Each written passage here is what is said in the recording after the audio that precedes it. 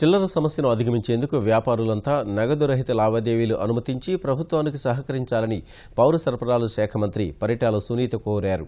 అనంతపురంలో తొలి నగదు రహిత చౌక దుకాణాన్ని పరిశీలించిన మంత్రి ఆ దుకాణం డీలర్ను అభినందించారు. తర్వాత నగరంలోని హోటళ్లు, మిఠాయిల దుకాణాలను పరిశీలించారు.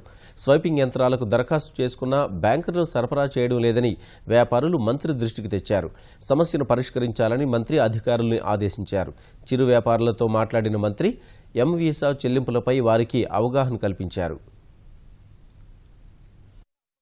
నెక్స్ట్ మంత్కి వాళ్ళ బ్యాంక్ అకౌంట్ ఓపెన్ చేసుకుని వాళ్ళ డబ్బులు ఈరోజు మనం క్యాష్లెస్ ద్వారా తీసుకునేలాగా ఏర్పాట్లు కూడా మేము చేశామని కూడా తెలియజేస్తున్నాం. రాష్ట్ర వ్యాప్తంగా చూస్తే 6,000 షాపుల్లో ఈరోజు క్యాష్లెస్ కూడా జరుగుతుందని, సివిల్ సప్లై ఇంకా కొన్ని షాపులు ఉన్నాయి, అది కూడా పూర్తి స్థాయిలో మేము ఈ మంత్ లాస్ట్కి లేదంటే నెక్స్ట్ మంత్కి పూర్తి చేస్తున్నాం. బ్యాంక్ అకౌంట్లు కూడా దాదాపు 1,35,00,000 మంది కార్డులు కూడా ఉన్నాయి. ఆ కార్డుదారులందరూ కూడా బ్యాంక్ అకౌంట్లందరినీ ఓపెన్ చేసుకుంటే ఇప్పటికే 70% పైన బ్యాంక్ అకౌంట్ ఓపెన్లో ఉన్నాయి. ఇంకా కొంతమంది లేని వాళ్ళందరినీ కూడా బ్యాంక్ అకౌంట్ ఓపెన్ చేసుకోమని చెప్పింది కూడా జరిగింది.